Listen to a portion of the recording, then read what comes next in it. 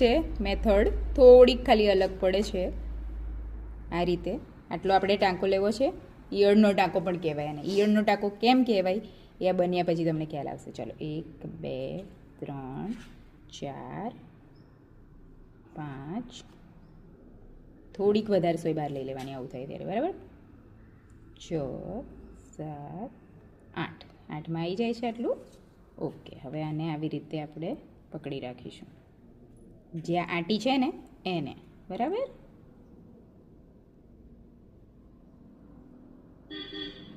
અને પછી ધીમે રહીને આમ ખેંચીશું.